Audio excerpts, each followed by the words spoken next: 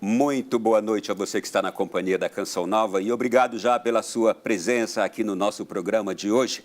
A gente chega sempre com aquelas temáticas importantes e que mexem com a nossa vida, que transformam o nosso imaginário, que agregam conhecimento e conhecimento necessário para os tempos em que vivemos. E o programa de hoje ele será extraordinário, não tenho dúvidas, especialmente porque nós queremos falar dos tempos em que vivemos e como compreender este tempo em que vivemos. Somos homens para este tempo. E eu gostaria muito de já pedir a você neste instante, que compartilhe este programa agora com outras pessoas, para que elas também possam acompanhar a nossa temática e o convidado que vamos receber aqui. Eu tenho o prazer, tenho a honra de receber em nosso programa hoje, para esse diálogo, o Pedro Augusto, professor, palestrante, influencer digital, diariamente auxilia milhares de pessoas em suas redes sociais. Há mais de 10 anos, também dedica-se ao estudo de filosofia, ciências políticas e sociais, psicologia e religião. Nós vamos dar um giro no mundo e na história do homem. Pedro, seja bem-vindo, muito boa noite, é um prazer te receber, já te conheço bastante, é um prazer te receber aqui. O prazer é todo meu, muito obrigado pelo convite. A gente vai poder conversar de assuntos diversos aqui, mas a primeira coisa que eu gostaria de saber de ti é sobre a tua forma de se apresentar, que eu gostei demais, está lá no teu Instagram, não é? Sim. Lá você diz que, e me chamou bastante a atenção a forma como você escreve lá. Você diz assim, não sou psicólogo, não sou padre, não sou doutor, e doutor nordestino, né? Exatamente. Mas falo algumas verdades que podem te ajudar. Por que você fala de todas essas coisas? Porque a minha formação de base é direito.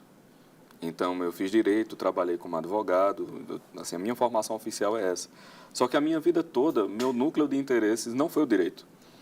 Então, quando eu estava na faculdade, era assim, eu estava lá com um livro de outro assunto, chegava em casa e ia ler outra coisa. Então, meu núcleo de interesse sempre girou em torno de religião, história, questões relacionadas à linguagem, sempre foi isso, sempre foi isso. E aí, eu vim de uma safra de intelectuais, e uma nova safra, digamos assim, a escola do professor Olavo de Carvalho, que é um paralelo do ensino formal, né? Então, sempre que eu estou falando desses assuntos, o primeiro movimento das pessoas é tentar me enquadrar em alguma profissão específica. Você é teólogo, você é, sei lá, professor de filosofia, você é não sei o quê, não sei o quê, não sei o quê. Eu fiz, rapaz, eu vou me apresentar como negativo. Eu não sou nada disso, né? Não sou psicólogo, não sou padre, não sou doutor, mas falo algumas coisas que podem lhe ajudar. Ou seja, eu falo do que eu estudei, do que eu vi, de coisas que são mortalmente importantes para mim, ainda que isso não tenha relação com a burocracia oficial de ensino. Mas você estudou filosofia, religião, ciências sociais, políticas, todas essas coisas? Todas essas coisas, mas não de modo oficial. E a gente percebe também em toda a sua postura, em tudo aquilo que você faz, um pensamento cristão muito enraizado. De onde vem essa religiosidade?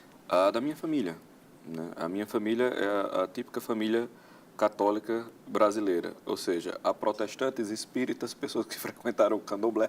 Então, assim, é uma família altamente brasileira, digamos, nesse sentido, né? Mas, quando eu era criança, o foco, pelo menos da minha primeira infância, foi o foco paroquial. Então, eu tocava teclado, aquela coisa, tô nas bandinhas, toca na missa, aquele negócio todo. E a minha família participava muito da renovação, então estamos ali, eu fui criança na década de 90, então, a década de 90 para os anos 2000 foi meio que um grande boom da renovação no Brasil, né? Ali de 90 e pouco até 2000 e alguma coisa, teve uma explosão muito grande, até porque teve a divulgação pelos meios de comunicação que estavam, né, entrando mais, digamos, ramificando-se mais na sociedade, e eu peguei exatamente esse período.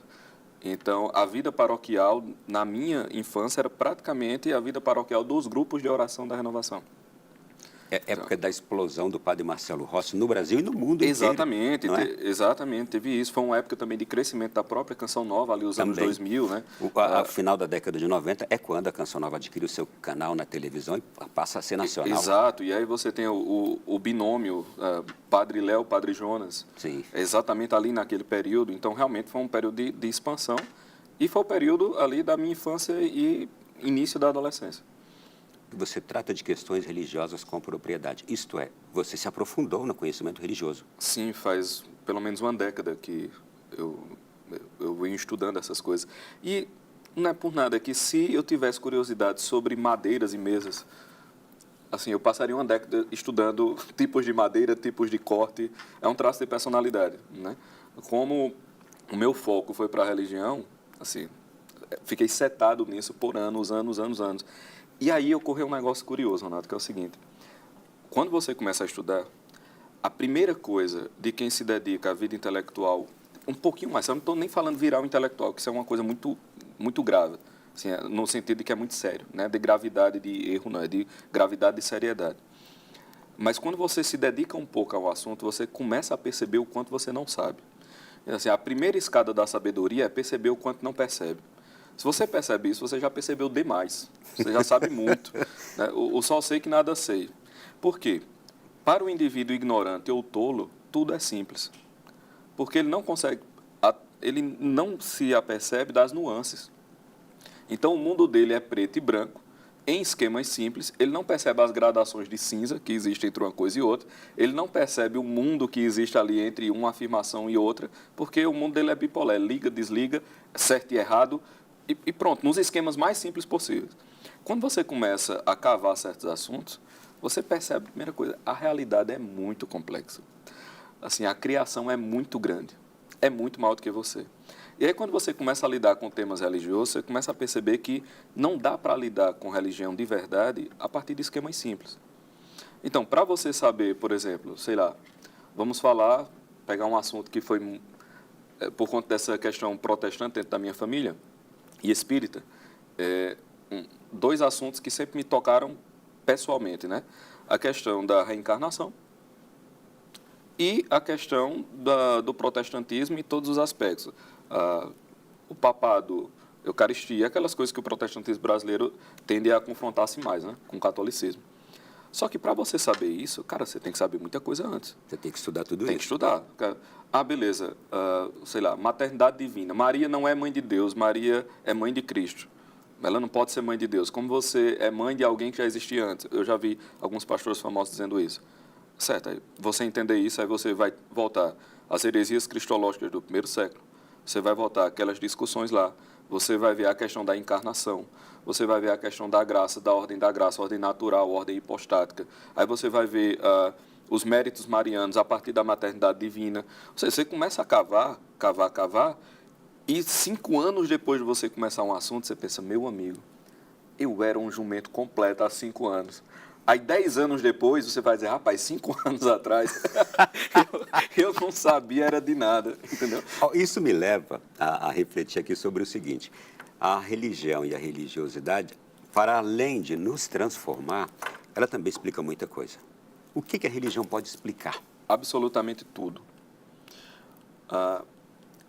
Eu gostei muito dessa imagem aqui, né? A gente pode até tirar algumas coisas dela, a questão dos números por trás da imagem da criação. Um dos problemas da modernidade é que a modernidade ela parte de um princípio de visão do mundo materialista, certo? E não só materialista, mas o problema do homem é que ele sempre vai procurar uma divindade. Então, se o homem deixa de adorar a divindade verdadeira, não é que ele para de adorar, ele vai adorar uma falsa. A adoração ela é um princípio fundamental do espírito humano. Então, nós sempre vamos ter deuses e divindades, nós sempre vamos ter religiões e credos. A diferença é se esses deuses são reais e se esses credos são espirituais. Mas sempre vai ter um. E uma divindade da cultura moderna é a ciência. Então, as pessoas assim, aquilo que existe de fato é aquilo que pode, por exemplo, ser cientificamente explicado. Entra na cultura popular, assim, a pessoa diz uma afirmação um pouco absurda, não, cara, isso é cientificamente provado. Certo. O que isso quer dizer? Nem ele sabe, mas ele acredita naquilo com uma fé. Então, assim, a ciência virou uma nova religião que nós chamamos de cientificismo, porque é um tipo de ideologia. Não é? Boa parte do que nós vivemos nos últimos anos e viveremos nas próximas décadas é porque todos nós estamos submetidos a uma nova fé, que é o cientificismo. E todos nós estaremos submetidos ao mesmo código moral dessa nova fé, à mesma autoridade dos novos sacerdotes e seremos oferecidos em sacrifício a essa mesma divindade falsa. As próximas décadas serão disso, como já foram os últimos anos. Né? E quando você diz assim, o que é que a religião explica? Tudo. Se você pega o que é que a ciência moderna explica, pouca coisa da realidade. Sendo a religião a visão da integralidade, a ciência é parte do todo. Então, obviamente, que a religião ela transcende a ciência. Tomemos a vida humana. Vamos lá, o que é que a ciência não é capaz de explicar? Por exemplo, você não pode provar cientificamente juízos estéticos. A beleza, ela não é objeto de prova científica moderna. Você não tem como provar a beleza. Você tem como falar de proporções matemáticas, mas a beleza em si, o encantamento, ele não faz parte do rol de provas científicas modernas. Provas metafísicas estão fora do alcance da ciência moderna. Provas de tipo lógica estão fora da ciência moderna. A ciência moderna não prova a lógica, ela supõe que a lógica existe. Porque, senão, os juízos científicos são impossíveis sem uma lógica. Então, a lógica precede a ciência. A ciência não pode provar questões de ordem moral. Então, eu não posso provar cientificamente, por exemplo, que botar judeus numa câmara de gás para extermínio é certo ou errado. Porque o certo ou errado está fora do alcance da ciência. Ela não pode provar a moralidade. Se nós colocarmos só isso, a moral, a estética, os juízos metafísicos, os argumentos de tipo lógico, a quase totalidade da vida humana está fora do acesso da ciência moderna. Então, assim, como é que você coloca a sua crença e a forma como você vive a vida em um tipo de métrica em que 99,9% da sua vida não pode ser metrificado por ela? Isso é loucura, cara. Isso é um ato de loucura completo. E mais ainda, você pega a coisa que explica os 90% e coloca como escrava daquela que não explica o 1%. Que é você pegar a religião e colocar como escrava da ciência. Então, assim, a religião, de fato, ela é uma coisa absurdamente sublime por ser transcendente, e ela é, exatamente por ser transcendente, ela é um monumento à verdade. A ciência moderna ela é abarcada pela ciência porque a ciência moderna, quando encontra a verdade, olha só curioso, quando a ciência moderna encontra a verdade, ela encontra o argumento teológico. Porque quando ela encontra uma verdade, ela encontra uma ação providencial na criação que ela pode medir. Então, quando a ciência moderna descobre a composição química da água, o que ela encontrou aqui foi uma manifestação da vontade de Deus. Ou seja, no final, tudo que a ciência moderna consegue provar, na verdade, a teologia já disse. Entendeu? Então, a religião, ela transcende a ciência. Recentemente, aqui nesse programa, a gente abordou o tema a rejeição do homem atual, do homem moderno, pós-moderno, à religiosidade, que há essa rejeição. E o porquê disto? Se ele pode dar todas as voltas que der, mas tudo vai voltar ao princípio religioso. Sabe por quê? Porque a gente tem a ilusão de que quando a pessoa diz assim, eu não tenho religião, que ela não está praticando uma religião. Ela tem a ilusão de que ela não tem religião nenhuma. Não, ela tem. Sabe? Porque o que é a prática o que é a religião? A religião é o seguinte, aquele conjunto de práticas que fazem você encontrar-se com o elemento que você acredita ser o princípio ordenador de todas as coisas. Então, você tem um conjunto de ritos, um conjunto de práticas que faz com que aquela alma individual, aquele indivíduo, se conecte com aquele princípio que ela acredita reger toda a ordem universal. Se você é um ateu cientificista, meu filho, você é um crente. Não é que você está dizendo assim, eu não tenho religião, portanto eu sou religioso. Não, você é crente de um credo que está de birra e contrário a um outro crente de um outro credo. Então, assim, a guerra de ateus e religiosos é uma guerra entre duas religiões. Tá entendendo? Então, é isso que ninguém está entendendo. São duas religiões que estão se combatendo. E aí tem um ponto também que muitos líderes e pastores católicos não entenderam ainda. Eles não estão lidando com alguém que vai ser convertido do nada ao catolicismo ou com alguém que é um inimigo esporádico. Ele está lidando com um credo que é completamente antagônico ao seu e com sacerdotes e fiéis de um credo diferente. E a maioria do clero entende o pessoal ateu como se não fosse, e os cientificistas e o mundo moderno, como se não tivessem uma religião e como se tivessem num certo campo de neutralidade. Não estão. São crentes de um outro credo, um credo absurdamente agressivo, muito agressivo, disposto a converter todos os outros fiéis. Então, assim, não façamos proselitismo com eles. Meu filho, eles já estão fazendo proselitismo conosco, porque eles são crentes de um outro credo, que estão submetendo à força todas as pessoas desse credo à se ajoelharem diante da religião deles. Porque a religiosidade não pode ser transmitida à força e não deve, nós temos convicção de que ela deve ser feita de forma espontânea, a pessoa deve aceitar livremente. Mas estas formas de religiosidade não hoje... acreditam nisso. Exato. Isso é o que a gente acredita. E elas querem nos forçar a acreditar nelas. Isso é o que a gente acredita. A fé cristã deve ser algo enxertado nos corações por amor. Por amor. Mas isso é porque na nossa religião o amor é um valor e a liberdade é um valor e tem que ser desse jeito. Na religião secular, a caridade não é um valor e a liberdade não é um valor. Porque na religião secular, assim como todo paganismo, o cientificismo é uma modalidade de paganismo. A religião secular é um tipo de paganismo. O que importa é a força e a autoridade. Eu já tenho outras perguntas a partir disso e quero que você saiba, e você de casa, que eu fugi completamente do roteiro inicial do programa e não chamei ainda a nossa reportagem de introdução ao tema de hoje, que agora a Liana Nunes vai trazer. O mundo globalizado, imerso no avanço da tecnologia e na vida agitada, trouxe alguns desafios para o homem moderno. O afastou da essência do conceito de família, trouxe a ele o egocentrismo, o distanciou da fé e de Deus, com foco apenas na razão e na superioridade a partir da prática do relativismo. À luz da história da humanidade, São Tomás de Aquino explica que o papel da razão é demonstrar e ordenar os mistérios revelados pela fé e que razão e fé precisam ser harmonizadas, mesmo no que diz respeito às verdades que podem alcançar. Dessa forma, entender que Deus tudo explica, também pelo olhar da fé e da razão, leva à compreensão de que a negação de Deus pelo homem o prejudica na contemporaneidade. E a partir do que a gente acaba de ouvir e assistir e também do que a gente já está conversando aqui, uma pergunta inevitável, viu, Pedro? Que homem é este que nós temos nesses tempos agora? Quem é o homem de hoje? O homem de hoje é um pagão devotado.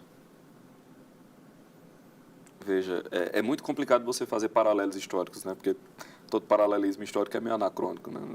Você compara com o medievo, sim, mas nós não estamos medievo, são circunstâncias diferentes. Mas apenas de modo análogo. Imagine que o cristianismo brota dentro de uma sociedade completamente anticristã, como era o caso da sociedade romana. Imagine todas as dificuldades que eles tiveram diante dessa sociedade que não os compreendia, que os rejeitava, que queria eliminá-los. Imagine os problemas que a cosmovisão cristã trouxe para o mundo romano. Porque às vezes as pessoas não entendem isso, né? Perceba que no mundo romano, a religião fazia parte de tudo, porque você tinha não apenas os deuses das casas, que basicamente o mundo antigo você tem a religião familiar. Então, os mortos de cada família se tornam os manes, os deuses familiares. E as famílias lançam preces àqueles deuses familiares. A gente vê isso, por exemplo, no filme Gladiador.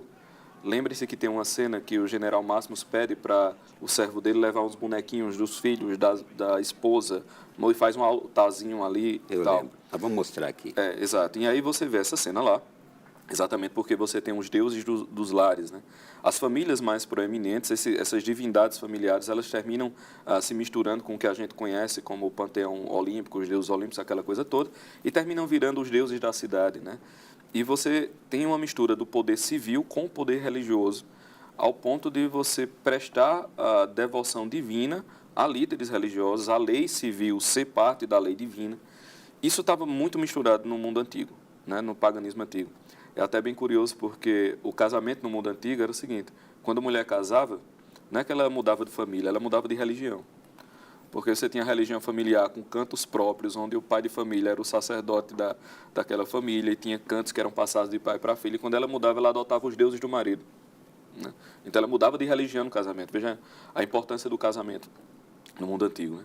Só que beleza, você tem isso no mundo romano. E muitos, por exemplo, negócios romanos, eles eram fixados e chancelados sob o patrocínio de uma divindade específica. Aí tu chega lá com 3 navios de mercadoria do Egito e você vai negociar com um outro mercador cristão. Aí o cara vai, vamos consolidar nosso negócio? Vamos. Então vamos consolidar jurando por essa divindade. O cara, Não vai dar. Infelizmente, não vai rolar esse negócio. É claro que isso começou a causar convulsões sociais, né?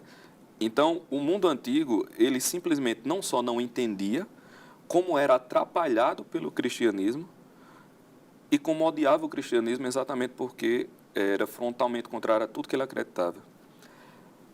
Veja, os cristãos antigos somos nós, como diz a velha história, e o mundo antigo é o mundo atual.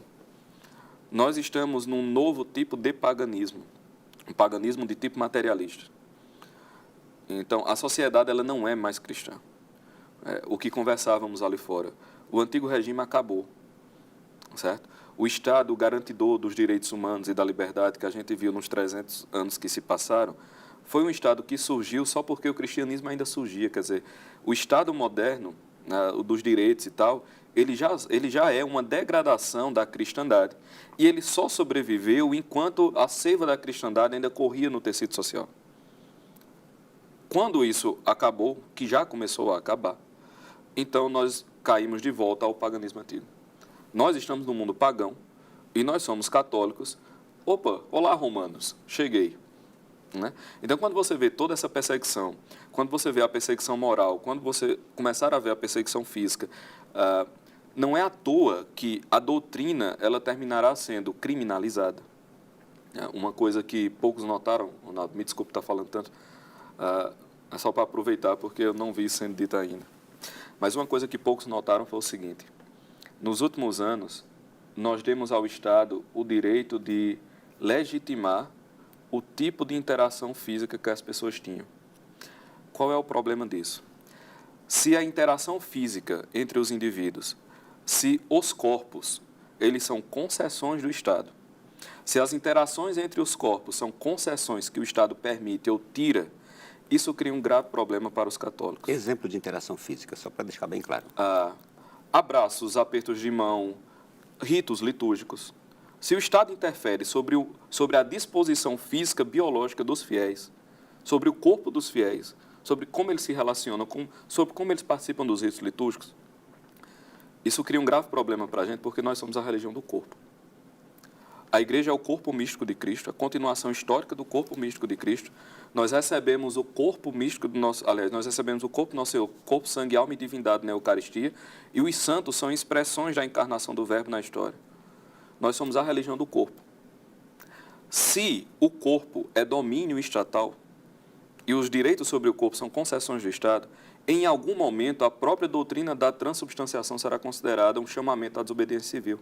Você está se referindo a situações diversas, desde o que vivemos na pandemia, por exemplo, o acesso ao aborto? A tudo, exatamente. Exatamente.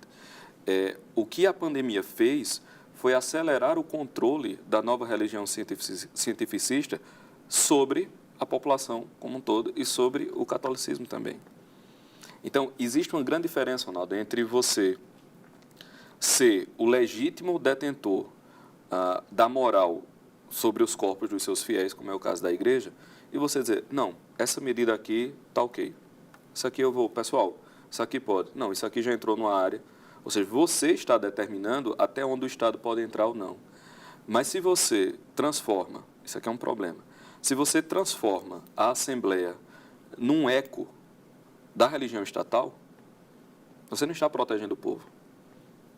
Você só está fazendo com que o povo se submeta ao novo paganismo, à religião cientificista. Você percebe que não é uma questão de adotar ou não, é uma questão de postura, entendeu? A religião do corpo não pode permitir que o Estado determine a interação entre os corpos, porque senão ela vai estar determinando como a liturgia, ela vai estar determinando como a doutrina vai tratar os corpos. E aí a doutrina será criminalizada se for contra a legislação e a religião estatal, e aí a liturgia será criminalizada se for contra a religião e a doutrina estatal. Está entendendo? Como é que você entende esse estado de coisas, esse ponto a que chegamos, analisando historicamente a história da humanidade? Isso é cíclico? É razão para desespero? O que está acontecendo? Como é que eu posso analisar ao olhar para toda a nossa história? Sim, vamos lá. O evento mais importante da história humana é a encarnação do Verbo. nada foi mais importante do que a vinda do Nosso Senhor. A vinda do Nosso Senhor divide realmente a humanidade entre antes e depois. Então, a encarnação do Verbo é o ponto fundamental. Existe um capítulo num livro de Olavo chamado Futuro do Pensamento Brasileiro, que é a Ascensão e Queda da Consciência Humana, em que ele narra, já baseado num outro filósofo, Eric Wegelin, uma coisa chamada saltos no ser. Para quem está em casa, explicar direitinho. O que é que acontece? Você tinha um mundo antigo aqui, esse mundo pagão que a gente falou. E nesse mundo pagão, você não tem coisas como liberdade individual. Esses valores que a gente tem nem fazem sentido. Por quê? É como se fosse assim. É como se a pessoa ela fizesse parte do que é o governo e o governo fizesse parte do que é o céu e tudo fosse uma coisa só. Certo? Estava tudo misturado. Os egípcios eram assim, os babilônios eram assim, os assírios eram assim. Mas aí acontece 2 saltos na história humana, que são saltos preparatórios à encarnação. Em 2 povos, cara, completamente diferentes. O primeiro povo, a gente conhece bem, é só abrir lá o Antigo Testamento, os hebreus. Surge uma figura que não surgiu no mundo antigo, que é a figura do profeta. Cara, quem é o profeta? O profeta é o cara que ele tem a verdade, porque foi revelada a ele a verdade. E a verdade dele é superior ao consenso coletivo. Veja, no mundo antigo só tinha um consenso coletivo, certo? Aí tem um profeta que ele possui a verdade contra a sociedade toda. E ele é o detentor da verdade, porque foi revelada a ele. O que é que acontece com esse cara? Ele é morto pela coletividade. Mais ou menos no mesmo tempo, surge uma outra figura no mundo grego, que é o filósofo. Ele também é o detentor da verdade sozinho contra a coletividade. Uma verdade que ele chegou mediante a razão natural e raciocínios apodíticos. Então, você vê, você tem 2 indivíduos que são portadores da verdade contra o consenso coletivo. Um porque a verdade foi revelada e outro porque chegou a uma verdade firme através dos raciocínios. O que é que acontece com o profeta? É morto também. Aliás, com o filósofo. Ele é morto também. Sócrates é morto também pela coletividade. Aí vem a encarnação, cara, Nosso Senhor. O que acontece na encarnação? Na encarnação do Verbo, a verdade, ela não está numa consciência humana. A verdade é uma consciência humana. Então, em Nosso Senhor Jesus Cristo, a onisciência inteira pertence também a uma consciência humana. Ou seja, qual foi o maior grau que a consciência humana alcançou na história? A consciência do Verbo encarnado. Porque ele tem a onisciência numa alma humana. Está tudo ali. E o que é que acontece com o Cristo, que é a fusão do filósofo e do profeta? É morto também, do mesmo jeito. Então, o cristianismo, ele é a religião da consciência individual contra a coletividade pagã. Isso explica muita coisa para hoje, hein? Exato. Isso vai, a história aqui, a consciência humana sobe e alcança o máximo em Nosso Senhor. Aí você começa, ao longo da história, em ciclos de dissolução da consciência individual na consciência coletiva. E aí você você chega, por exemplo, na Revolução Francesa e você tem a vontade geral das pessoas, você tem um governante que escuta a vontade geral das pessoas e a vontade geral prevalece sobre a consciência individual. Você vai ter todos os movimentos de eliminação da consciência individual, como, por exemplo, o marxismo, como, por exemplo, a própria psicanálise, em um certo sentido, em que a consciência individual ela cede a todos os instintos biológicos e aquela coisa toda. Eu tenho uma pergunta aqui que eu quero te fazer. Pois não. Até quando chegamos no ápice da aceitação deste pensamento da verdade e da aceitação dessa onisciência e quando começou a derrocada, certo, e aonde poderemos chegar. Mas vou deixar para o próximo bloco, tá, okay. Porque esse aqui já se esgotou. Tenho certeza que você de casa está gostando. Eu disse que nós faríamos uma viagem. Segura mais um pouquinho, a gente volta já no próximo bloco. Um além da notícia difícil de parar de ouvir e de assistir, porque eu estou aqui hoje com o Pedro Augusto, que passeia na filosofia, nas ciências políticas e sociais, na religião, na psicologia. A gente conhece bastante também de atuação na plataforma do Brasil Paralelo. Qual é a sua relação com eles? De convidado. Eles são sempre muito gentis quando precisam de alguma coisa, quando tem uma ideia que eu posso contribuir, me convidam e somos amigos. Um trabalho extraordinário que fazem e que eu recomendo, né? Conheça a plataforma Brasil Paralelo e seja assinante também. Sim, se puder. Prestam hoje um trabalho extraordinário para o nosso país. Exato. Né? Pois é. Olha, em último bloco a gente parou aqui falando... sobre história e sobre o cristianismo na história e o paganismo do início, o paganismo que hoje vivemos.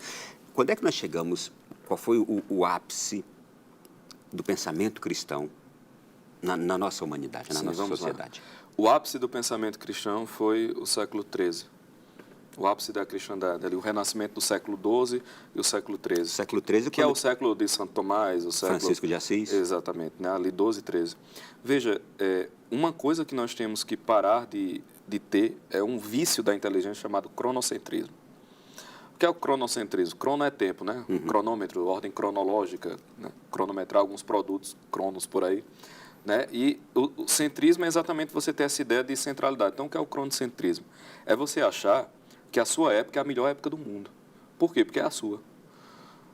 Então, tem gente que diz assim, meu Deus, em pleno século XXI isso está acontecendo. Meu filho, por que o século XXI é necessariamente melhor do que o XX, que é necessariamente melhor que o XIX? Assim, não faz o menor sentido. Isso já é um movimento ideológico. Isso já é parte da concepção revolucionária do mundo. Né? E aí, eu lembro muito de Chesterton, quando ele fala assim, não dá para discutir com alguém que diz que a quinta-feira é melhor do que a quarta só porque é quinta. Não dá para discutir, né? Então, assim, você olha o mundo moderno e diz, meu Deus, pobre dos medievais, que não tinham aspirina e vasos sanitários e tablets e não sei o quê. Meu filho, pobre da gente, que tem tudo isso e não consegue chegar a 1% do que eram os intelectuais medievais. Então, o ápice da cristandade, o ápice da pedagogia de tudo é exatamente isso. Você pega a escola vitorina, Hugo de São Vítor, Ricardo de São Vítor, você pega aquele pessoal todo, Santo Tomás, nós chegamos no auge daquele negócio da humanidade. Né? E aí você vem, como eu vinha comentando, dos movimentos de queda que estão muito misturados com... Veja, a queda da consciência humana, nesse sentido, de ser a portadora da verdade, ela está muito ligada a um aumento do poder do Estado sobre o indivíduo. Porque, assim, é uma religião perdendo espaço para outra religião. Se nós falarmos, por exemplo, do mundo medieval, cara, um rei medieval, ele tem muito menos poder do que qualquer governador brasileiro. Mas muito menos poder. Só para você ter ideia, até ali o século XVIII, você não tinha uma coisa como serviço militar obrigatório. O nome do absolutismo, que já é uma degeneração da monarquia Luís XIV, ele praticamente tinha que ir mendigar soldados. Hoje você tem qualquer governantezinho dar um estalo de dedo, uma mobilização de centenas de milhares de homens. Assim. Isso é um tipo de poder que muitos governantes da antiguidade nem sonhavam. Então, o auge foi isso. E aí você tem esses movimentos de decadência que vão coincidir com o aumento do poder político. Né? Quando você vê aquela coisa da dissolução, algo que me espanta muito, que ninguém notou ou não quis falar, é a tal ideia do consenso científico. Veja, o consenso científico, primeiro que é uma coisa contrária em termos. Se a ciência moderna ela é uma aproximação da verdade, ou deveria ser, né? Não tem como dar verdades absolutas, e ela é feita por confronto dialético entre teses, você não pode ter um consenso dentro de uma estrutura de confronto dialético de tese, meu filho. Como é que você tem um consenso se a natureza do negócio é confrontar teorias? Não faz o menor sentido. Então, consenso científico é muito mais uma manifestação de poder da nova religião secular do que algo da ciência moderna propriamente. E o consenso científico está ditando a nova moral. E você não pode ir contra o consenso científico. Não é porque se você for, você é estúpido, você é burro, você é ignorante. É que se você for, você é mau. E o mal foi recentemente chamado de negacionismo. Negacionismo. Você é mau. É feio ser assim. Então, é uma ostentação de virtude não ser desse jeito. O que nós estamos vendo acontecer na prática é a transmutação básica do consenso científico-político em algo de natureza moral, meu filho. Está entendendo o problema desse negócio? Eu estou e eu quero justamente fazer uma pergunta agora a este respeito. A isto que estamos vivendo agora. E aí eu emendo com aquela pergunta do último bloco. Quando nós começamos esta linha agora de descida, chegamos ao ponto em que estamos agora, e se podemos considerar este agora um caos? Estamos num ponto caótico, mas assim, se você acha que as coisas não podem piorar, é porque lhe falta imaginação. tudo, cara, sempre pode piorar. Fique sossegado. Meu Deus, cheguei no fundo do poço. Chegou não, minha filha. Ainda tem imaginação, tem esperança que você vai mais para fundo ainda. Se você... Eu devo me desesperar diante disso? Não, cara, porque ao mesmo tempo, todo desesperado é um iludido. O desespero é uma ilusão. Veja, você espantar-se com o tamanho do mal já é submeter-se ao mal. Então, como reagir? Vamos lá. Primeira coisa, não ficando triste, não, triste pode ficar, não vou dizer isso não, mas não ficando desesperado pelo mal lhe tocar. O que é que eu quero dizer? A gente não pode ser soberbo o suficiente, Ronaldo, do mal tocar a gente e nós acharmos que isso é prova de que o mundo está se acabando e que aconteceu uma injustiça universal. Não aconteceu, cara. Você bateu o dedo mindinho na porta, o feijão queimou. Assim, eu lhe garanto, os oceanos estão do mesmo jeito, as montanhas não derreteram, entendeu? O céu continua do mesmo lugar. Você não é o centro cósmico e o mal lhe tocar não significa dizer que tudo se acabou. Esse não é o seu primeiro ponto. Meu Deus, como é que eu estou vivendo nesse tempo? Porque esse era o melhor tempo para você se salvar. Por quê, Ronaldo? Vê só. Deus, ele está acima do tempo, certo? Beleza. Então, vamos imaginar o tempo aqui. Vou pegar esse copo. É essa câmera aqui, né? Vou pegar esse copo aqui. Imagine que o tempo é esse copo, beleza? Beleza. Então, eu tenho aqui passado, presente e futuro, certo? Deus, meu filho, não está aqui dentro, não. Deus está aqui em cima. Então, Deus olha o tempo inteiro, passado, presente e futuro, de uma vez só. Ele olha de cima aqui. Está tudo acontecendo ao mesmo tempo. Isso significa dizer que as ações divinas, elas se dão na eternidade e se projetam dentro do tempo. Então, Deus decide um negócio, aí cai aqui dentro do copo. A gente só vê o movimento do copo. E a gente acha que Deus está agindo de dentro. Não, Deus está agindo de fora. Deus está agindo desde a eternidade. É por isso que Santa Teresinha diz, nada acontece que não tenha sido previsto desde toda a eternidade. Ela entendeu isso aqui, porque Deus está aqui. Deus poderia, portanto, se ele vê o tempo e todos os atos dele são daqui de cima, ele podia criar a sua alma, Ronaldo, no século XIII. E todo o arco da providência da sua vida está relacionado àquilo. Mas ele não fez. Por quê? Porque, considerando o seu papel, considerando a sua personalidade, considerando os seus aspectos de temperamento, considerando tudo aquilo que você é, se você vivesse o século XIII, você ia perder sua alma. Então, o momento que Deus lhe colocou no mundo, cara, o momento em que você caiu aqui dentro do copo, é o melhor momento para a sua salvação. E é o seu momento. É o seu momento. Então, meu Deus, eu não, só uma coisa, não. O pessoal diz, como é que eu vou botar filhos no mundo assim? Meu filho, se seu filho nasceu agora, significa que para a alma daquela pessoa, que, deixa eu dizer, é seu filho porque calhou de ser, mas ele não é seu filho, ele é filho de Deus. Então, se Deus quis colocar ele nesse tempo agora, é porque vai ser a melhor coisa para a alma dele. Então, qual é a solução para isso? A solução para tudo isso que a gente está falando é o seguinte: catolicismo, doutrina social da igreja, sacramento, eucaristia, família, comunidades e pronto. Ou seja, você ter sua família dentro de uma comunidade, não necessariamente no sentido de novas comunidades, né, como é a Canção Nova, mas de um conjunto de famílias, quaisquer que sejam, dedicadas à vida intelectual e à vida sacramental. A única coisa que vence o poder do Estado são consciências livres. Você não tem como ter consciências livres sem uma família que transmita aos seus filhos, por autoridade natural, uma religião transcendente.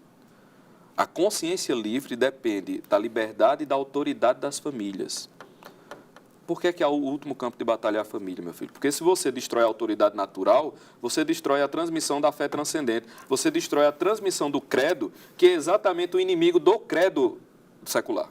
Me dá uma pausa só para aplaudir essa resposta. Ah, obrigado. Eu escutei recentemente um pregador dizer a mesma coisa. Quando hoje a gente reclama do tempo em que a gente vive, reclama por causa de todo esse conjunto de coisas que acontece que nos amedronta e, por exemplo, isso se manifesta na hora como é que eu e os meus filhos, o que serão dos meus filhos nos próximos anos, neste mundo que a gente está vivendo, a cada dia as coisas estão ficando piores.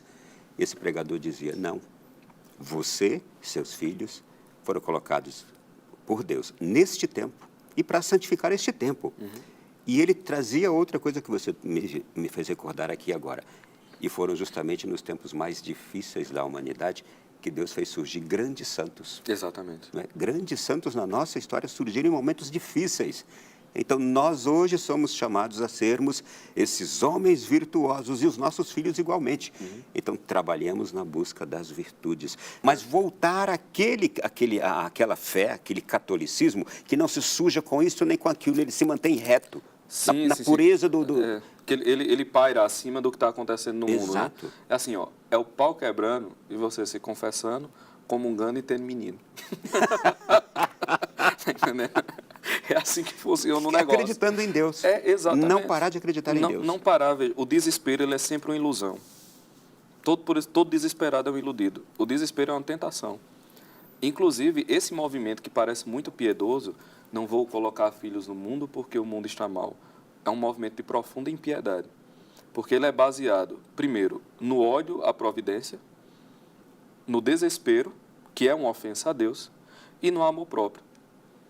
E se expressa como uma não confiança em Deus. Exatamente. Assim, a pessoa quer ser virtuoso como? Não confiando em Deus. Eu acho que não vai dar certo. Algo me diz que não encaixa. Uma coisa com a outra não encaixa, entendeu? Bom, já que a gente entrou nesse rumo aqui, eu já ia puxar para lá. E o que vem a ser virtuoso, uma pessoa virtuosa? E como buscar essas virtudes para a gente não se amedrontar com as coisas que a gente está vendo? Olha, a primeira coisa é que a gente tem que ter uma confiança cega na misericórdia de Deus, sabe? A humildade, ela é a mãe de todas as virtudes. Então, a humildade de saber que não depende de você certas vitórias. Eu acho isso muito importante, sabe, Ronaldo? Porque a gente se desespera e fica ansioso porque a gente vê o tamanho do desafio e a gente mede a capacidade de vencer o desafio a partir do tamanho que a gente tem, da força que a gente tem diante do que está chegando. Então, esse é o medo, né? O que é o movimento de medo? O temor. Você olha aquele negócio lhe parece muito grande, muito longe das suas forças de combatê-lo, e você fica ansioso, aquilo vai chegando, você fica ansioso sem saber o que fazer, e você vai se desesperando. Isso expressa hoje ansiedade, etc, depressões, etc. essas coisas todas. A pergunta básica é, meu filho, e quem disse que depende de você? Quem disse que depende de você? Nós só somos obrigados ao combate, a vitória depende de Deus. Se você tem a humildade de combater e fazer o que é seu dever, e no final, eu sou só um servo inútil, fiz o que eu tinha que fazer, você não fica ansioso, nem fica desesperado. Porque se você ganhar ou perder, foi providencial, ou seja, foi bom. Né? Tem uma passagem na Imitação de Cristo, que Tomás de Kempis, falando a respeito do desprendimento que nós temos que ter, ele até diz assim, que te importa se fica doente ou saudável? Se não é nem da sua conta, se você fica doente ou saudável. Isso explica o medo também de tanta gente com enfermidades atuais. Exatamente. Meu Deus, parece que o pessoal descobriu que morre, né? Sim. Assim, ninguém morreu na humanidade toda. Eita, as pessoas morrem. Nossa, que curioso, que inédito. Aí, beleza, você não pode confiar completamente nas suas forças. Acho que a humildade de perceber que é Deus que rege a história. Deus, nosso Senhor, Ele é o personagem principal da história. Quando você tem essa humildade, as coisas ficam mais suaves. Porque você começa a ter uma esperança cega na misericórdia. Ou seja, o pau está quebrando aqui, está tudo dando errado, mas não importa, é Deus que conduz as coisas. E tem um outro ponto, sabe, Ronaldo, que é muito curioso, que é o seguinte, o temor que a gente sente é um indicador de onde o nosso coração está. Então, assim, você teme o quê? Você teme perder a sua fama? A sua boa fama?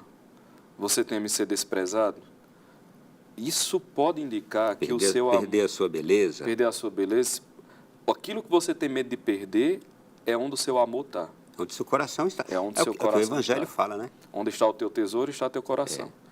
Então, quando as pessoas, nos últimos anos, deixaram de comungar com medo de ter uma doença, isso disse muito onde o coração delas estava. Entendeu? Quando as pessoas deixaram de prestar auxílio sacramental com medo de uma doença, isso diz muito onde o coração delas estava. Você tem medo do quê? De perder a alma ou de perder o corpo, meu filho? Sabe? Enquanto nós formos amantes desse mundo, no sentido de termos medo de perder as coisas daqui, nós já somos crentes dessa outra religião materialista. Entendeu? A grande novidade do catolicismo é que o seguinte, as dores do mundo não importam para um católico. Porque tudo que acontece ele converte em bem. É a frase de São José Maria Escrivá, afogar o mal em bem. Assim, o mal não tem que ser combatido, ele tem que ser afogado em bem. Mas você só afoga as coisas em bem se você não está submisso ao regime do mal. Eu não estou falando aqui da perfeição, não. Tipo, Pedro, então eu só vou ser assim quando eu for um santo de sétima morada. Meu filho, então as coisas vão demorar um bocado para se consertar. Se for assim, o jogo acabou já, vai ficar complicado para a gente. Mas não precisa, mas, Leonardo, é colocar isso pelo menos como ideal, entendeu? Voltar a ter isso como ideal. Quer dizer, a vida paroquial tem que ter esse ideal, as homilias têm que ter esse ideal, as devoções têm que ter esse ideal.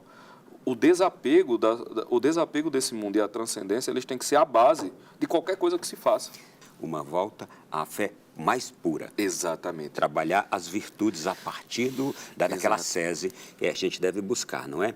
Um dos inimigos é o materialismo. Você já falou do cientificismo, é um desses inimigos. O materialismo é outro. De que forma, e vou pedir a você que seja muito claro, o materialismo entrou na nossa vida? Vamos lá. O materialismo entrou na nossa vida no Éden. Porque o que é o materialismo? É a percepção de que as coisas criadas são mais importantes do que o criador das coisas. Essa é a definição básica do materialismo. Certo?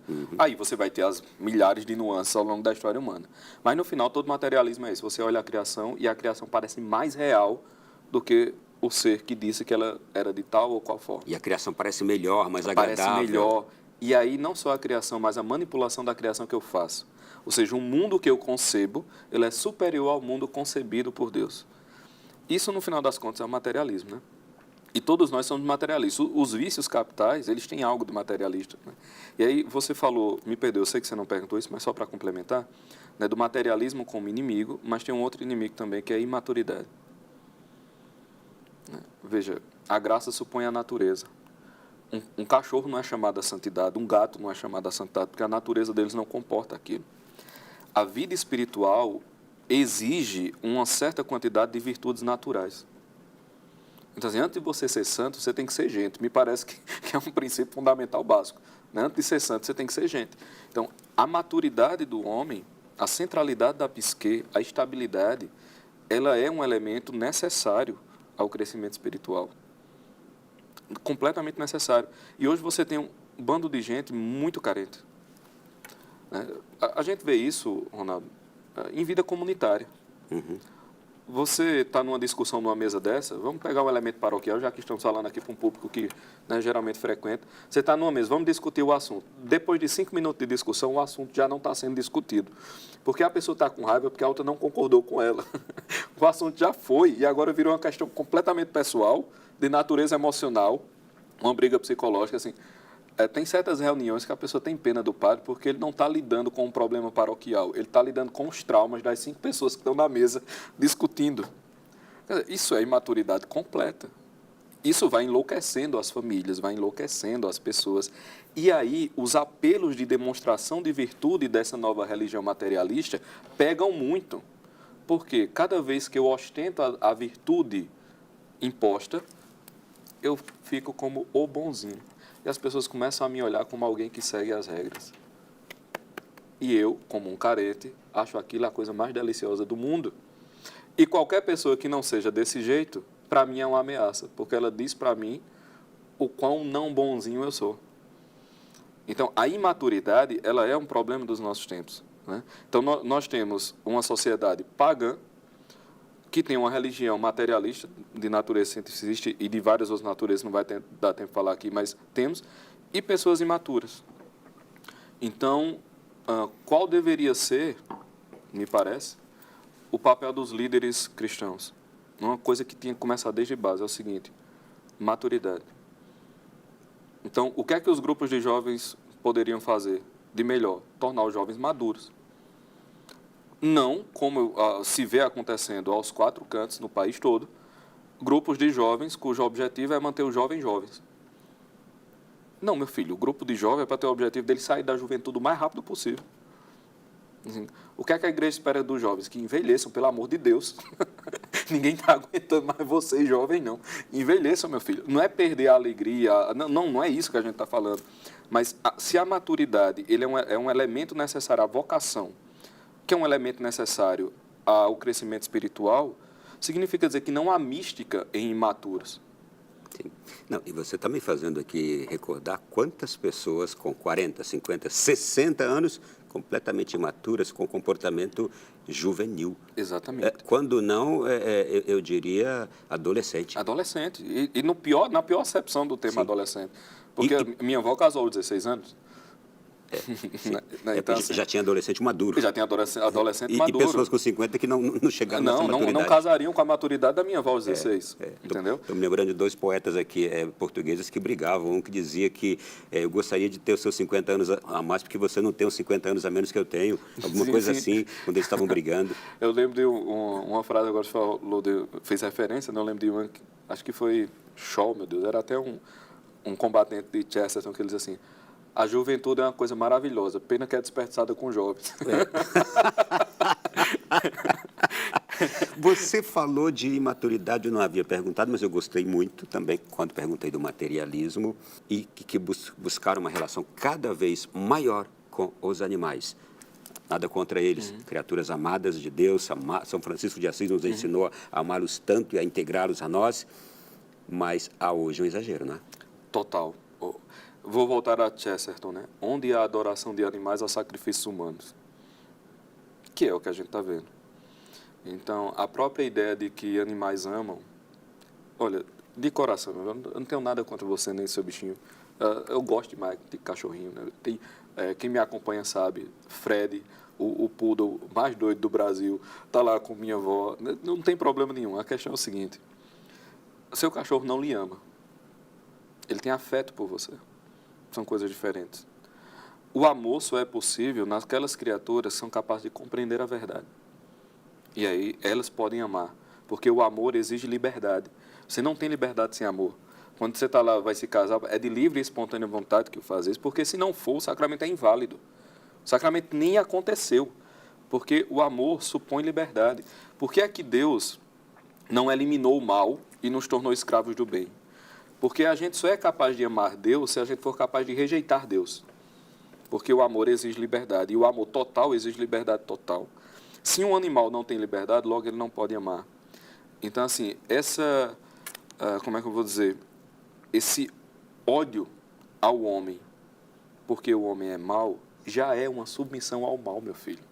Veja, se você vê alguém e você vê que as pessoas podem ser más, e você se desespera com aquilo e prefere fugir das pessoas e abraçar animais como meta de vida, né? O que você está fazendo é se desesperando diante do mal. Você está fugindo do combate, você está se desesperando diante do mal, logo você está se submetendo ao mal, entendeu? Então, assim, tenha animais, cuide dos animais. E até aquele lance que nós falávamos, Ronaldo, sendo bem breve aqui, nós falávamos a respeito da questão da politização, né, da doutrina. Essa questão animal foi um ponto que nós podemos colocar quase como uma moldura disso aí. Por quê? Nós somos os responsáveis pela criação, cara.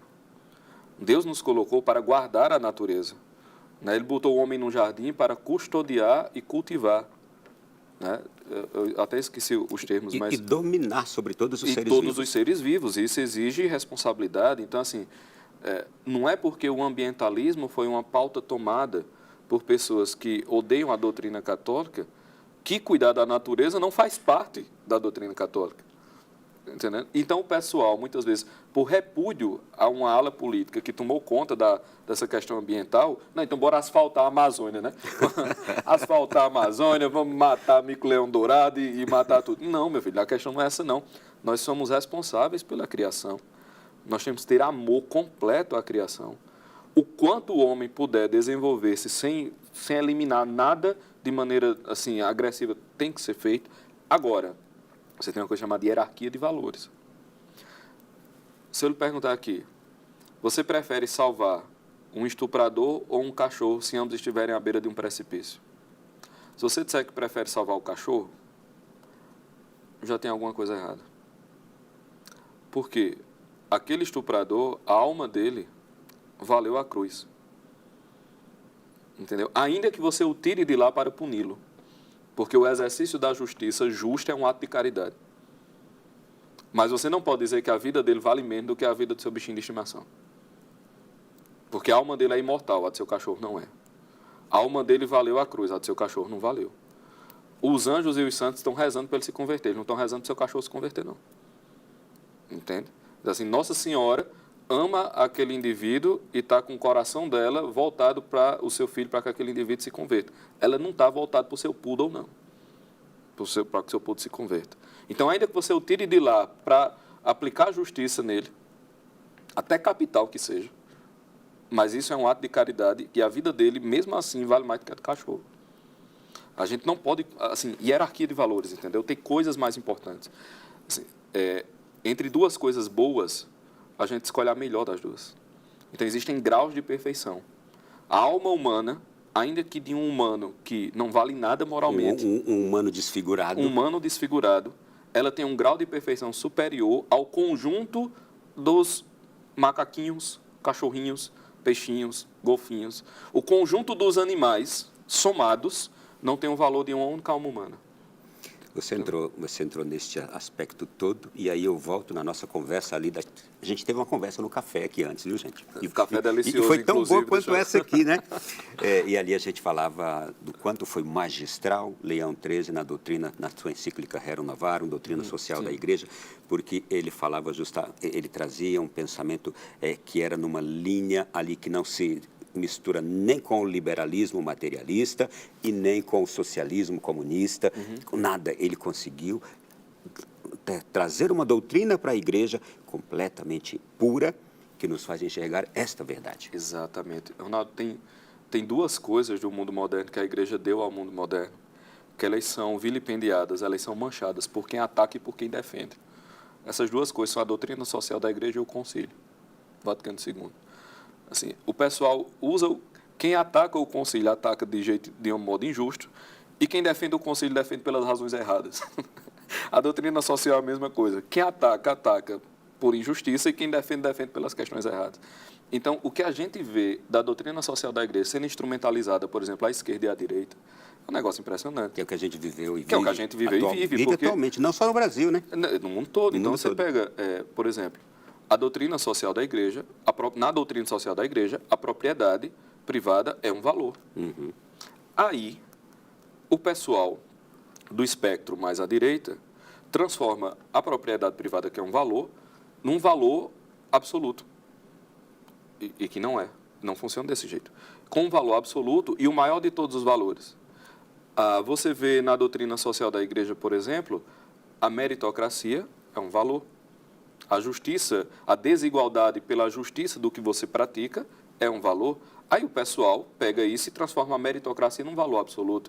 Nós conversávamos ali, meu filho, se a meritocracia, ou seja, você só pode ter aquilo que você conquistou, e isso é a única coisa justa de você ter. Se isso é o valor completo, como é que eu faço caridade? A caridade é uma impossibilidade. Então, como é que eu ajudo pessoas que estão em situação de risco? Mas ela procurou, eu sei, meu filho, mas ela vai morrer. Se você vai deixar de dar um assistencialismo a alguém que vai morrer, porque pela culpa dela ela não tem comida naquele mês, deixa morrer aí. Isso não faz o menor sentido. Entendeu? Aí, por outro lado, o pessoal pega a caridade e transforma no assistencialismo sob a tutela do Estado. Aí a pessoa pega a propriedade, a ausência de valor absoluto na propriedade, como um valor absoluto do Estado, não tem propriedade nenhuma e tudo pertence ao Estado, bota taxa, bota imposto, o seu filho é do Estado, não é seu. Você trouxe com perfeição os dois extremismos. Exatamente, cara, não pode. Assim, a doutrina social da Igreja, ela paira sobre as discussões partidárias. O problema é que... É a interpretação errônea de um ou de outro. Mas é que está dentro da Igreja, tanto entre as pessoas como entre o clero, existe instrumentalização de uma parte e de outra. As duas coisas mais absurdas podem existir. É catolicismo de esquerda e catolicismo de direita. Então, as duas coisas mais absurdas pode ter. Não existe nenhum, nem existe outro. Existe apenas doutrina social da Igreja. Certo? E aí o que é que a gente vai ter? Como a doutrina social da Igreja ela abrange os dois aspectos, porque ela é superior a eles, vai ter coisas que as pessoas vão entender como sendo mais para esse lado, e coisas que as pessoas vão entender como sendo mais para esse lado, mas que não é nenhum nem outro. Interpretação errônea. Interpretação errada. Falta do conhecimento Exatamente, real. porque ela está aqui, pairando acima do negócio. Entendeu? Acabou esse bloco? Não acredito. A gente vai ter que parar, mas vai ter mais ainda. E no próximo bloco eu vou entrar aqui em algumas das temáticas que você tem abordado ultimamente nas suas lives, Sim. no seu canal. Nós vamos falar um pouco sobre, por exemplo, aqui os pecados capitais, que são hoje também, eu diria que um flagelo da alma humana, não é? Mas daqui a pouquinho, na sequência desse nosso Além da Notícia especial de hoje, que tem um tema assim muito aberto mesmo, compreender os desafios do tempo em que vivemos. A gente volta já. Que Além da Notícia, na noite de hoje, aqui na TV Canção Nova. Obrigado pela sua companhia e vai aí divulgando para outras pessoas. Naquele grupo de WhatsApp, vai passando aí. Ao final do programa, você já pode pegar o link e repassar para quem você quiser, tá bom? Vamos seguindo aqui. Estou com o Pedro Augusto e eu vejo muitas das temáticas que você aborda lá nos seus canais, especialmente no Instagram, onde está lá. Você deu uma aula sobre ascensão e queda da inteligência humana. O que está acontecendo conosco? Isso tem a ver com aquilo que nós comentamos no segundo bloco, né?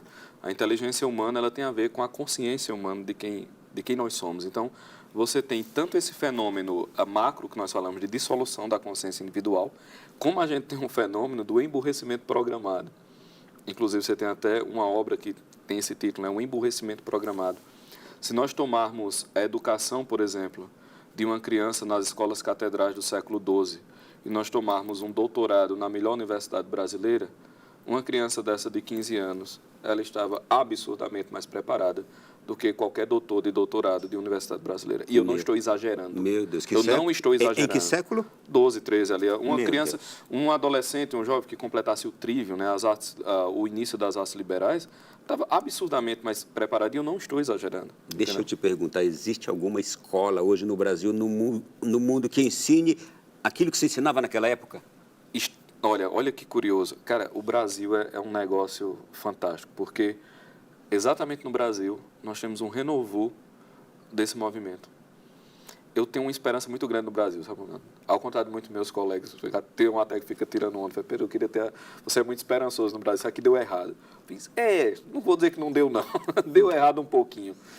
Mas, assim, eu tenho muita esperança no Brasil porque em nenhum lugar do mundo está acontecendo o que está acontecendo aqui. O problema é que as pessoas não estão enxergando porque os movimentos eles começam muito sutis, mas eles são avassaladores. Eu digo que eu tenho esperança no Brasil porque nós estamos vendo de maneira sutil um movimento surgir, né? E um movimento de retorno a essas origens. Você já tem vários pensadores de várias matizes, né, retornando a esses conceitos, inclusive já com escolas, criando ali pequenas escolas que trabalham com isso. Pessoas com material independente que essas escolas já utilizam em certa medida, ou seja, você tem esse movimento crescendo. Só que não chegou na massa, não chegou na mídia, nem vai chegar, a não ser como detração, obviamente, não é? Mas isso já está acontecendo, certo? Então, cara, eu vou dizer um negócio aqui, ainda bem que vai ficar gravado, mas acho que o Brasil ele é uma semente de esperança para as próximas décadas, se não para os próximos séculos. Celeiro. Eu acho. Eu acho de verdade, não estou com um fanismo, porque é o Brasil. Não, não é por isso. É porque eu realmente acho que... Há uma profecia sobre isso. O Brasil vai salvar, acho que o que sobrou da cristandade, em certo sentido, sobrou por aqui. E essa cristandade que sobrou está recebendo um polimento intelectual que não está acontecendo em outros lugares, né? Uma nova leva de intelectuais está surgindo, ainda discreta, trabalhando isso. Então, a inteligência humana, eu acho que ela vai, veja que curioso, vai ser salva, né?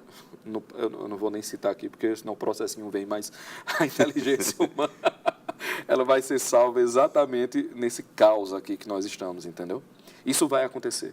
Então, esse emburrecimento programado, ele teve seus frutos, mas das cinzas desse caos, as coisas estão morninhas ali e daqui a pouco algumas labaredas aí vão surgir. Eu realmente acredito nisso, certo? Eu realmente acredito nisso. Basta estar atento, observar e daqui a pouco as coisas vão começar a acontecer. Mas vamos lá, de forma bem... Bate-pronto, né? Bate-pronto aqui. Por que em poucas palavras, dessa baixa no nosso QI, assim, e veio num progresso, mas parece que agora está mais acelerado. Nós somos a primeira geração em que os filhos têm um QI mais baixo que os pais. Exato. Por conta da educação. Nas últimas décadas, a educação brasileira deixou de importar-se em cultivar na alma do estudante os valores mais elevados da vida e os valores mais elevados na ordem intelectual para transformar toda a pedagogia numa propaganda revolucionária. Foi isso que aconteceu. Então, o revolucionário, ele é um mecanismo, ele não é alguém. Obviamente, uma peça não é inteligente. Você respondeu numa live sua como se tornar mais inteligente. Pode falar rapidamente? Posso. A primeira coisa para se tornar mais inteligente, por incrível que pareça, é tornar-se menos desesperado. O desespero emburrece, porque o desespero faz com que você não perceba o conjunto de possibilidades que está à sua frente. Ou seja, o desespero lhe cega para a realidade. E a inteligência é um movimento de apreensão da realidade. Então, se você consegue apreender a realidade, você fez um movimento de inteligência. Se você é um desesperado, você se fechou às possibilidades do real. Logo, você ficou mais burro. Então, quer ser mais inteligente? De verdade. Sacramentos, confissão, esperança, autores clássicos. Acabou. Não pergunto Porque mais. um santo, ele pode ser ignorante, mas ele não é burro. Não pergunto mais. E nós temos muitos exemplos, Muitos. inclusive de santos sem estudo e Exato. que eram homens verdadeiramente Não inteligentes. são eruditos, mas não são burros. São coisas diferentes. Né? Exato. Você deu um curso chamado Aprendendo a Perdoar, que é uma das recomendações cristãs bíblicas mais sagradas e necessárias para a transformação humana. Por que você também quis ensinar as pessoas? Tem uma frase do meu querido mestre Olavo que ele diz assim: eu suspeito que no inferno existem mais cônjuges que negaram o perdão aos traidores do que cônjuges adúlteros que se arrependeram. Isso ficou na minha cabeça. Ele diz assim: o que é o cristianismo? É perdoar. Porque essa é a natureza da salvação. É perdoar sem mérito algum. E na continuidade da última pergunta que você me fez, aprender a perdoar é um exercício de sanidade. Sem perdão não há sanidade. Eu não conheço um rancoroso que seja uma pessoa equilibrada. Se você puder puxar da sua memória se você que está aí conseguir lembrar de eu não conheço um rancoroso que seja um indivíduo equilibrado. Todo rancoroso é desequilibrado. Porque o perdão, ele é uma medida de sanidade. E ele é uma medida de humildade também. Porque você perdoa, não é porque a pessoa merece, é porque você também não merece muita coisa, não. Então, assim, eu não perdoo porque eu sou melhor do que o outro, eu perdoo porque eu sou tão ruim quanto ele. Então, se eu reconheço que eu sou falho, eu sou um pecador miserável, então eu não tenho como negar o perdão. Entendeu? É aquela parábola, né, do servo que o Senhor perdoa muito e ele vai lá para o outro e não perdoa pouco. Quer dizer, ele foi mais perdoado do que o perdão que ele negou. A gente, com tudo que nos acontece, é assim. Então, sendo um perdão um elemento de sanidade, e como essa coisa da sanidade, da maturidade, a importância dela foi ficando cada vez mais claro para mim, eu achei por bem fazer esse curso, Aprendendo a Perdoar, exatamente para tentar restabelecer. Se você perdoar de verdade umas 2 ou 3 ofensas sérias que você sofreu ao longo da vida, sua chance de ser deprimido cai em uns 40%.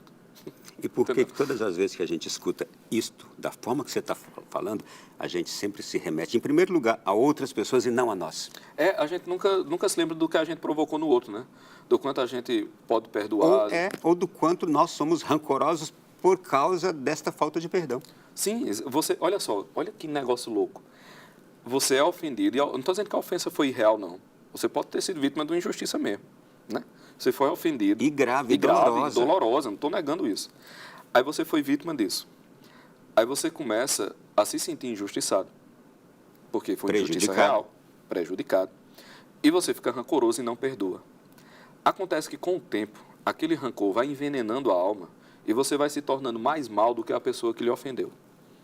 Entendeu? Quando você morrer, a pessoa está salva e você está condenado. Porque você se tornou mais mal do que ela. Sabe? Então, assim, você não vence o mal, olha só, você não vence o mal caminhando junto com o mal. Aquela coisa que geralmente se aprende no ensino médio, né? Se você tem 2 vetores na mesma direção, a velocidade dos vetores se soma. Então, você não combate o mal pelo mal, você não exorciza o demônio por Beelzebu. Você não combate a injustiça que sofreu associando à injustiça que você sofreu o rancor que você sente. Assim, você duplica o mal que você padece, entendeu? Você já sofreu a injustiça, agora você acha pouco e fica rancoroso. Então, você fica aumentando a injustiça. É a injustiça de lá e você devolve com injustiça. De lá você devolve. Então, você vai entrando num ciclo de maldade, num ciclo de malícia. Como é que você quebra esse ciclo de maldade? Com a humildade. A humildade quebra e você diz assim, eu também não valho muita coisa, eu sei que foi uma pilantragem muito grande, mas eu não vou carregar isso no meu coração. Você participou de um dos programas lá no Brasil Paralelo, chamado Conversa Paralela, falando sobre vícios e compulsões.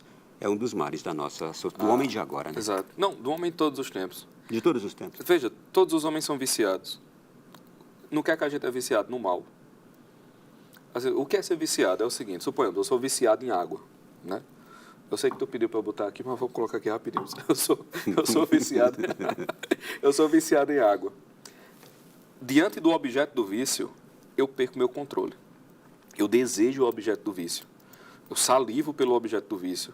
E eu não vou sossegar enquanto eu não tocar o objeto do meu vício. A gente é assim com o mal. Nós somos brinquedos quebrados, Ronaldo. Todo mundo é inclinado ao mal. Se você olha para alguém e diz assim, isso eu jamais faria, não diga isso. Porque a mancha do pecado original que levou aquele indivíduo a praticar o que você repudia é a mesma que você carrega na sua alma. Você não tem como se sentir melhor ontologicamente, porque você não é. Então, todos nós somos brinquedos quebrados. Todos nós temos vícios e compulsões. Que a mística dividiu no que nós chamamos de 7 pecados capitais. Que não são pecados propriamente, são inclinações. Porque, por exemplo, o vício da ira. Aqui um outro ponto importante, Ronaldo, tem a ver com perdão.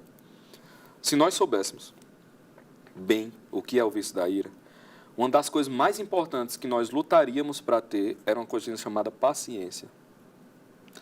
Veja, a paciência, ela é um dos elementos mais necessários à salvação do homem. Um homem impaciente não pode ter vida espiritual. Um homem impaciente não pode ter caridade. Um homem impaciente não tem equilíbrio. Um homem impaciente não tem tolerância. Um homem impaciente não sabe perdoar. Um homem impaciente emburrece. Ou mulheres, homem impaciente, criatura humana, tá? Mulher exatamente. também. Mulher também. Vocês não estão fora disso. Deixa eu só dizer. Vocês não estão fora disso, não. Então, veja. O indivíduo impaciente, ele é um indivíduo que caminha para a maldade. E a ira é um problema. Entendeu? A ira... Por isso, Nosso Senhor diz, aprendei de mim que sou manso e humilde de coração. Assim, é uma ordem direta, aprendei de mim que sou manso e humilde de coração. Então, a ira é um vício. Você pode pecar por ira, porque levou uma topada e xinga o cara ali da câmera, e você pode pecar por ira com um homicídio. Então, olha o arco do negócio. Então, tem o pecado de ira, né? São milhões possíveis. Mas você tem a inclinação da ira. Então, todos nós somos inclinados à gula, todos nós somos inclinados à avareza, muito inclinados à avareza, todos nós somos inclinados à preguiça, que não significa dizer que você está parado. Preguiça não é letargia. A preguiça é o seguinte, a preguiça é um tipo de tristeza que você sente. Não sei porque eu estou usando esse copo. A preguiça é um tipo de tristeza que você sente por perceber o trabalho que vai dar para alcançar o bem. Então, você tem um bem, e você tem o trabalho que vai, o sacrifício necessário para alcançar o bem. Você olha aquele sacrifício e aquilo lhe causa uma tristeza. Isso é o que a gente chama de preguiça. Essa tristeza pode se manifestar ou pela letargia, você ficar parado e não fazer nada, ou em você fazer tudo menos aquilo. Então tem gente que diz assim, eu não sou preguiçoso não porque eu não paro. Aí quando você vai olhar, a pessoa tinha que, sei lá, ela tinha que digitar essa página. Ela ficou olhando. Aí a preguiça bateu, ela foi varrer a casa, lavar a louça, foi visitar um parente, levantar um prédio, bater uma laje. Ela passou o dia fazendo tudo. Depois passou uma semana, passou um mês, mas ela não fez aquilo. Ela não fez aquilo. Você está trazendo uma nova compreensão de preguiça para tantos de nós, hein? Todo mundo, eu também. Tem hora que o cara olha assim e fala, cara, eu estou sendo muito preguiçoso. A hiperatividade, ela pode ser uma manifestação da preguiça. Ninguém se liga nisso, não é? E aí a gente tem todas as coisas. Então, todos nós somos vaidosos, todos nós somos isso. Então, todos nós temos essas inclinações, esses vícios. E perceba, todos os problemas psicológicos, eles podem ser remontados a um ou mais de um dos vícios capitais. Todos. Todos que você imaginar, certo? Claro, tirando aqueles de aspecto fisiológico. Então, você tem, sei lá, um determinado neurotransmissor lhe falta. Tirando esses aspectos, tudo relacionado a comportamento pode ser remontado até os vícios capitais. Isto é, nos vícios capitais a gente encontra toda a resposta para o comportamento humano. Toda. E aí é uma frase que eu sempre repito, né? Os 3 primeiros capítulos de Gênesis são um tratado de psicologia. A estrutura inteira da psique humana está ali na narrativa da criação e da queda. Que ali, é exatamente ali que começa a inclinação dos vícios capitais. Muito bem, deixa eu acelerar aqui. A gente está num mundo em que a vaidade está em ascensão, não é? Também pelas mídias sociais, também por essas redes sociais, esses canais todos que estão aí. A vaidade está na moda. O quanto a vaidade é prejudicial? A vaidade é enlouquecedora. Você enlouquece por vaidade. Porque a vaidade, ela acarreta um sofrimento psíquico muito grande, em vários níveis. O que seria a definição técnica da vaidade? Nem tão técnica assim, mas só para ilustrar. A vaidade é o seguinte: eu acho que eu tenho um valor, certo? Não importa qual seja. Eu acho que eu tenho uma excelência. E eu quero receber a honra por aquela excelência que eu acho que eu tenho. Então, suponhamos, qual é a excelência que eu acho que eu tenho? Eu acho que, sei lá, eu acho que eu filmo bem. Aí, eu quero receber as honras pela excelência de filmar bem. Aí chega você, estou dando aqui um exemplo, um dos câmeras aqui fez um trabalho maravilhoso e tal, aí você passou e fez, cara, brigadão, e saiu e foi beber água. E o cara ficou revoltado. Por quê?